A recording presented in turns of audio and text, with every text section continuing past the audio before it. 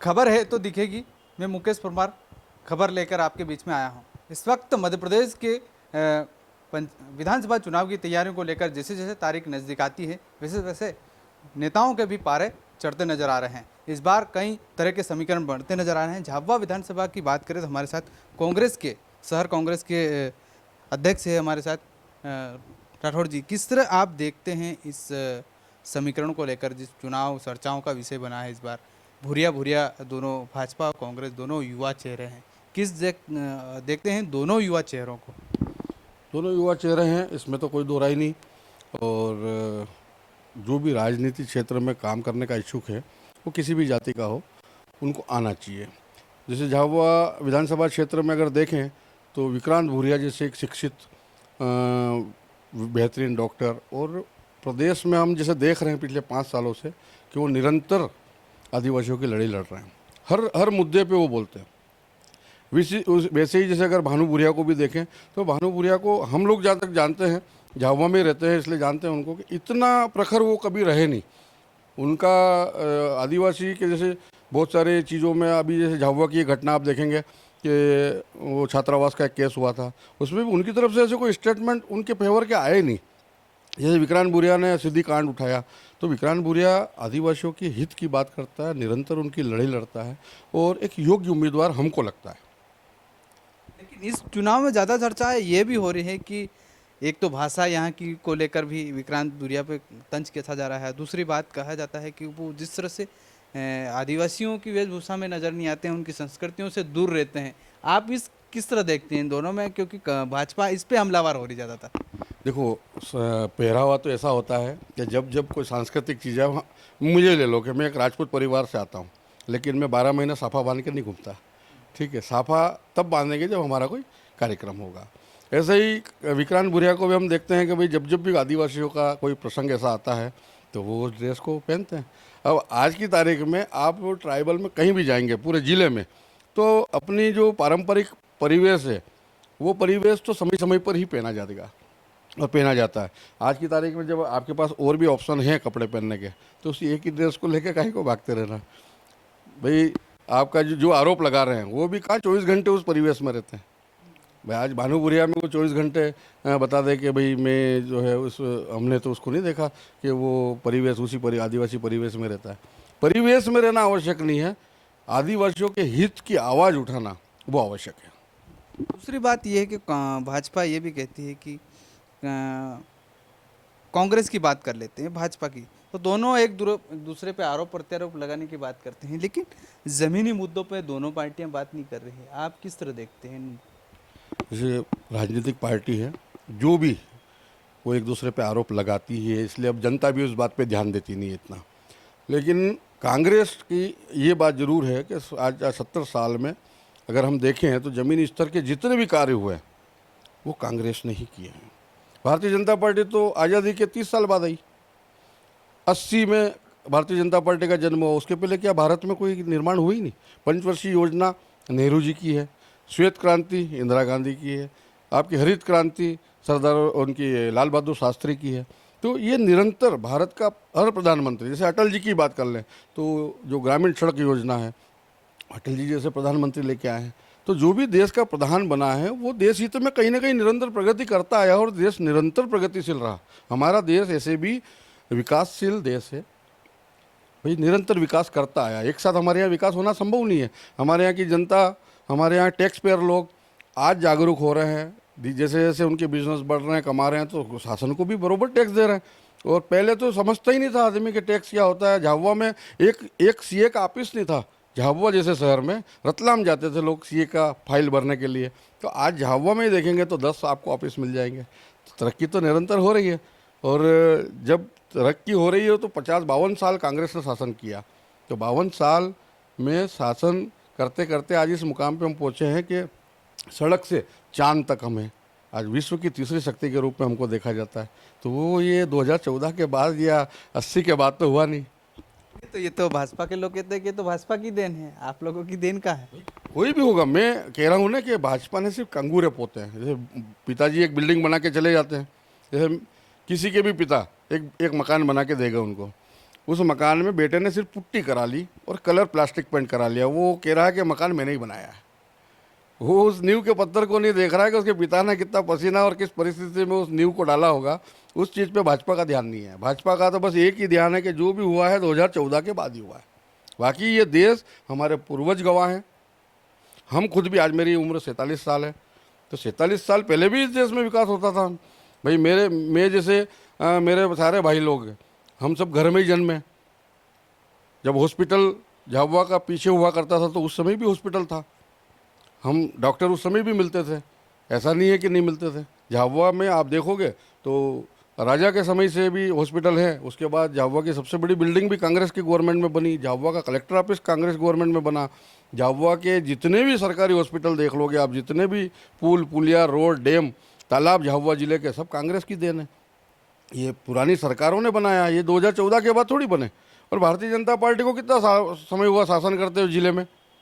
10 साल। बाकी तो कांग्रेस ने ही किया यहाँ पे। भाई झाबुआ में आज की तारीख में देखो, आपके गुमान सिंह जी के 5 साल और उसके पहले पवेश सिंह जी के, बाकी उसके बाद उसके पहले बीजेपी थी कहाँ? तो ये जितने विकास हुए हैं ये इनके वोट गवाह हैं कि कौन से सन में हुए हैं। बापू सिंह जी डामोर बीजेपी के थे नहीं। झाबुआ में तालाब कोतेड़ा तालाब है, जितने भी ये हॉस्टल है, दिलीप सिंह जी भूरिया, कांतिलाल जी भूरिया, इनकी देन है। सब कांग्रेसी लीडर हैं।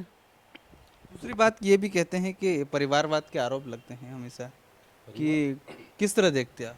आरोप लगाती है हमेशा कि भूरिया इतने सालों से, कांतिलाल भूरिया भी रहे हैं, लेकिन ऐसा कुछ काम नहीं किया 40 सालों से।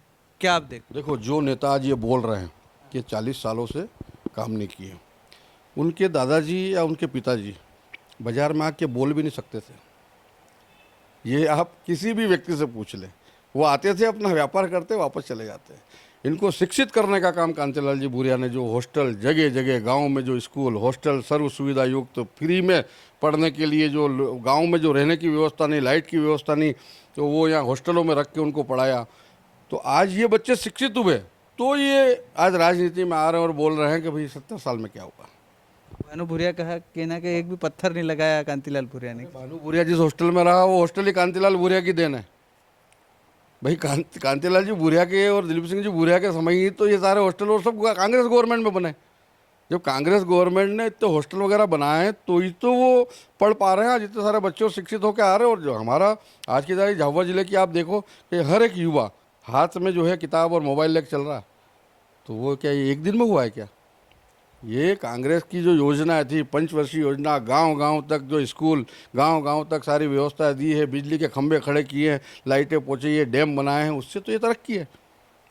बीजेपी के भी एक नेता ने, हम कह रहे हैं ना, हम इससे इनकार नहीं करते, अटल बिहारी वाजपेयी ने गांव-गांव ग्रामीण सड़क योजना, तो आज हर घर तक मोटरसाइकिल पहुँची, हम उस बात को कहाँ इनकार करते हैं। लेकिन ये तो हमारे 52-50 साल को सीधे सीधे नकारते हैं कि भाई ये तो कांग्रेस ने कुछ किया ही नहीं है। तो ये तो अच्छी बात है, मेरे को तो नहीं लगती, और जनता भी समझती है इस बात को। इस बार आपकी क्या योजना है? इस बार भाजपा कह रही है कि हमारी लाडली बहना है, धरातल पर बहुत सारे काम किए हैं, कई योजना है, लोगों को प्रधानमंत्री आवास योजना। आपने क्या ऐसा नया किया?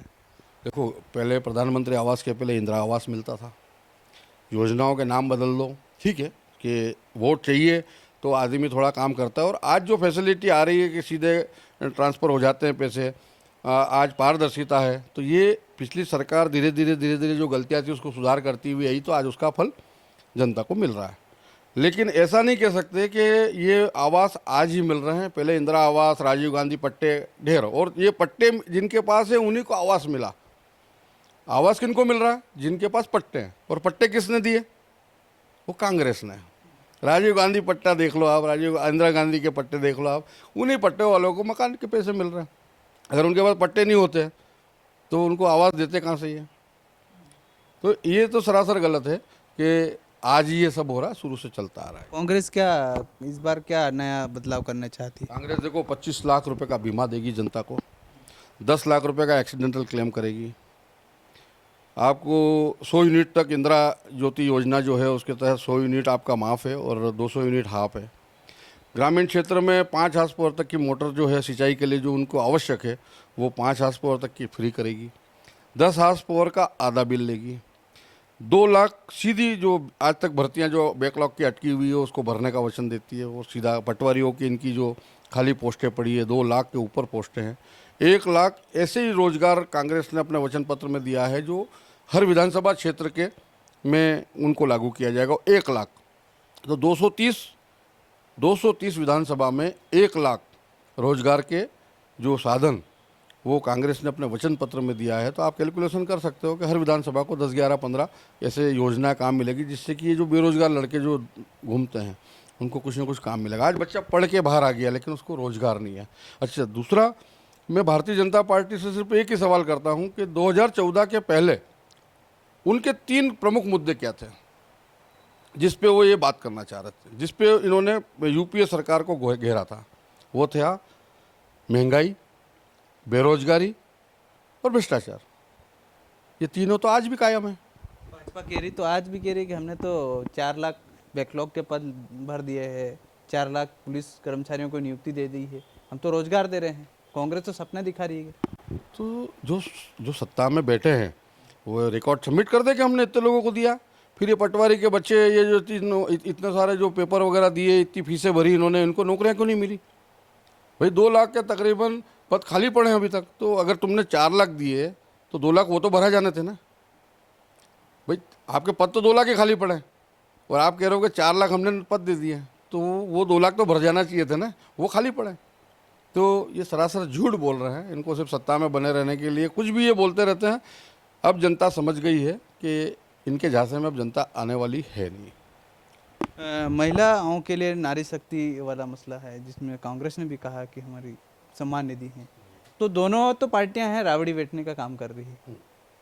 आप इसको मान रहे हैं कि फ्री की राबड़ी, जब एक तरफ जब गुजरात में सरकार थी भाजपा की, तो आप कहती थी कि राबड़ी नहीं बांट रहे वहाँ, और आज कांग्रेस भी तो फ्री की राबड़ी बांट रही है। दोनों में एक अंतर है। देखो, कांग्रेस ने ये ऐसी जो गरीबों के लिए जो योजना लागू की उसको रेवड़ी कभी नहीं कहा। ये दिल्ली से जो बैठे हैं देश के विश्व गुरु मोदी जी, उन्होंने इस बात को कहा कि गवर्नमेंट रेवड़ी बांट रही है। कांग्रेस ने कभी नहीं कहा। कांग्रेस तो कहती है गरीबों तक पैसा पहुंचना चाहिए। हमारे प्रधानमंत्री मनमोहन सिंह कहता था कि हर हाथ में पैसा होगा तो देश तरक्की करेगा। ये इनका शब्द है रेवड़ी। कांग्रेस ने, कौन से लीडर ने कांग्रेस ने कहा कि रेवड़ी बांट रहे हो? प्रधानमंत्री जी कह रहे हैं कि रेवड़ी। जब वो रेवड़ी है तो मुख्यमंत्री को रोकना चाहिए, उन्हीं का मुख्यमंत्री था। हमने तो कभी नहीं कहा।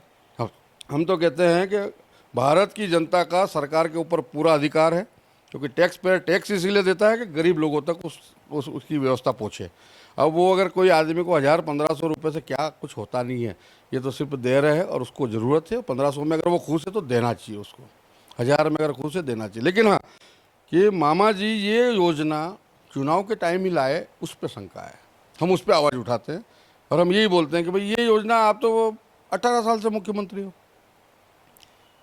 इसी बार ये योजना, जब कमलनाथ जी की ये योजना उन्होंने लीक हो गई कि हम 1500 रुपये नारी सम्मान के देंगे, तब इन्होंने ताबड़तोड़ सारी योजनाएं बंद करके लाडली बहना योजना इन्होंने चालू की है।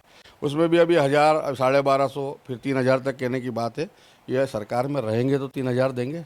ये 1250 भी सरकार अगर बाय द वे आ भी गए तो 1250 भी नहीं दे पाएंगे, क्योंकि महिलाओं की पेंशन ये दे नहीं पा रहे हैं, विकलांगों को ये पेंशन दे नहीं पा रहे हैं, ठेकेदारों को ये पेमेंट कर नहीं पा रहे हैं। तो ये लाएंगे कहाँ से फंड? और कांग्रेस कहाँ से लाएगी फिर? कांग्रेस विजन है कांग्रेस के पास। कांग्रेस ने पहले भी कहा आपको कि आप इंदिरा ज्योति योजना देखो, कोई विद्युत मंडल और इन सब में जो संस्थाएं प्रॉफिटेबल होती है, और आपको अगर पैसा बांटना है तो उसके लिए पहले आपको कुछ न कुछ व्यवसाय रोजगार यहाँ पे स्थापित करना पड़ेंगे। ठीक है, कांग्रेस आप देखो कि 15 महीने की सरकार में वो मध्य भोपाल को बहुत बड़ी इंडस्ट्री बनाना चाहती थी। फिल्म इंडस्ट्री के हिसाब से उन्होंने पूरा प्रोग्राम भी आईफा का ये सब तय किया था। भाई इन्वेस्टर जब यहाँ आएगा, और जब कमलनाथ जी एक ऐसे नेता रहे हैं कि जिन्होंने बड़े बड़े इन्वेस्ट देश में कराए हैं। ये आपका नोएडा जो है वो कमलनाथ जी का बसाया हुआ है, संजय गांधी का बसाया हुआ है। इनके पास विजन है। ये बड़े बड़े उद्योगपतियों को जो भारत को ये बहुत कुछ दे चुके हैं, इतने बड़े बड़े उद्योग ये लगवा चुके हैं भारत में। तो मध्य प्रदेश में ऐसी बहुत सारी चीज़ें हैं जो कर सकते हैं, लेकिन मामा करना ही नहीं चाहते। मामा को तो बस एक ही काम है कि इधर से उठाया उधार का माल, इसको टिकाया है, इधर से उधार का माल उठाया, उसको टिकाया। मेरा उदाहरण देता हूँ कि मैं एक ज़मीन से उठा हुआ आदमी, बैंक से मैंने 50 लाख का लोन लिया, मैंने विकास किया तो मेरा लोन आज 10 लाख हो गया। मैं भर रहा हूँ, निरंतर विकास हुए मेरे पास। मामा जी निरंतर 18 साल से विकास कर रहे हो और प्रदेश कर्जे में जा रहा, तो ये ऐसा कैसा विकास है? ये विकास अगर होता तो आपका कर्जा खत्म होता ना। विकास नहीं हुआ। आप उधार का घी पी रहे हो केवल और जनता को बेवकूफ़ बना रहे हो, बाकी और कुछ भी नहीं कर रहा। आपका विकास हुआ ये भाजपा की देन है?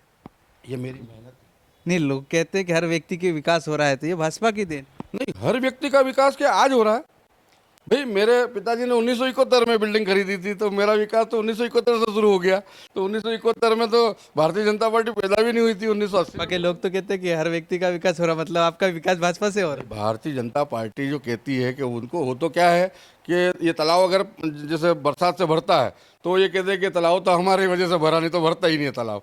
उनकी तो आदत है, वो तो राम राम जपना पराया माल अपना वाली स्थिति उनके पास शुरू से रही है। कांग्रेस जमीन से जुड़े हुए लोगों की पार्टी है, गरीबों के हित की पार्टी है, एक आम नागरिक के लिए सोचती है कांग्रेस। और भारतीय जनता पार्टी का आप इतिहास उठा के देख लो कि इनके पूर्व नेताओं के स्टेटमेंट है कि हम सिंह परमल खा के खाने वाली पार्टी 80 से 2023 में करोड़ों के महल के ऑफिस वाली पार्टी हो गई। आप सोच सकते हो कि इन्होंने कौन से पहाड़ खोदे, कौन से कुएं खोदे कि इनके पास इतना माल आ गया। ये देश का भ्रष्टाचार करके बस यही है कि बड़ी बड़ी भ्रष्टाचार की बात के कही आपने, कांति भाजपा पर, कांतिलाल भूरिया पे भ्रष्टाचार जैसे आरोप लगाते हैं, क्या कहना है? भाजपा कहती है कि कहीं काम नहीं किया। कांतिलाल भूरिया एक ऐसा मिनिस्टर रहा है और इस झाबुआ विधानसभा लोकसभा क्षेत्र का झाबुआ अलीराजपुर रतलाम का ऐसा आदमी रहा है, ऐसा नेता है कि उसके 50 साल के राजनीतिक करियर में 1 लाख रुपए का भी बीजेपी आज तक कभी भ्रष्टाचार का आरोप नहीं लगा पाई। अगर लगा पाई हो तो लाओ, डोमेन में लाओ, उसको कागज पे लाओ, हम उसका जवाब देंगे। आज 50 साल कोई आदमी कैबिनेट मंत्री रहे, कोई केंद्रीय मंत्री रहे और उसके ऊपर 1 लाख रुपए का आप आरोप नहीं ढूंढ पाए। ये तो इनके तो विधायक और इनके शहर अध्यक्ष ने पैसे लेते हुए पकड़े गए हैं, महिलाओं के आरोप लगे हैं। इनकी पार्टी कौन सी नैतिकता की बात करती है? झाबुआ विधानसभा की बात करते हैं अब अपन, कितनी वोटों से आप चुनाव का दाव कर रहे हैं जीतने का? क्या? हम हमेशा झाबुआ विधानसभा में 50,000 से प्लस में रहे हैं। हम हमेशा जब हमारा कोई व्यक्ति खड़ा नहीं हुआ तो वो थोड़ा सा मार्जिन कम हो जाता है, लेकिन 50,000 से ऊपर तो हम हमेशा चुनाव जीते हैं और इस बार भी हम 50 से ऊपर ही जाएंगे। झाबुआ शहर कितनी वोटों से जीतोगे? झाबुआ शहर हमेशा हम हारते हैं। झाबुआ शहर ये समझ लो कि आप 4,000 4,500 का गड्ढा हमेशा रहता है झाबुआ का। लेकिन इस बार हम झाबुआ के लोग भी तो ये देख रहे हैं ना कि एक शिक्षित उम्मीदवार है, एक मिलनसार, एक अच्छा। कांतिलाल भूरिया और विक्रांत भूरिया की एक सबसे बड़ी खूबी जो जनरल पसंद करता है वो ये है कि कांतिलाल भूरिया ट्राइबल बेल्ट से आने के बावजूद भी जनरलों का उन्होंने आज तक नगर, राणापुर, झाबुआ, थानला, अलीराजपुर, पेटलावद, आप किसी भी जनरल से पूछ लो तो कांतिलाल भूरिया को हमेशा अपना हितैषी मानते हैं। क्योंकि कांतिलाल भूरिया ने कभी चंदा उगराया नहीं जनरलों से, कांतिलाल भूरिया ने कभी किसी को परेशान नहीं किया। कांतिलाल भूरिया एक ऐसा लीडर है कि जो जनरलों को हमेशा अपना मान के साथ में लेके चलता है। तो जनरल ये भी तो देखता है ना कि हमारा सामने कैंडिडेट कौन खड़ा है। आज कांतिलाल जी भूरिया को भी झाबुआ की जनता ने अपार प्रेम दिया है और विक्रांत भूरिया को भी अपार प्रेम देंगे। तो ये है झाबुआ शहर कांग्रेस के अध्यक्ष रहे हैं राजन अपना। तो बात करें कि કેવી રીતે બધે વિધાનસભા ચુનાવની સમીકરણ બની રહ્યા અને કેવી રીતે ખેલ થવાવાળા છે ये तो आप मतदाता 17 तारीखे वोट नाखे तेर मालूम पड़े। लेकिन इन्हें पहला दावा तिहोने घोषणाएं केतरीओ सही साबित था ये तो आवा वाले 3 तारीख ने दन मालूम पड़े। तो हेवी रीते હું મુકેશ પરમાર તમારી इसमें खबर और जानकारी आवतो रही। काका बाबा राम राम।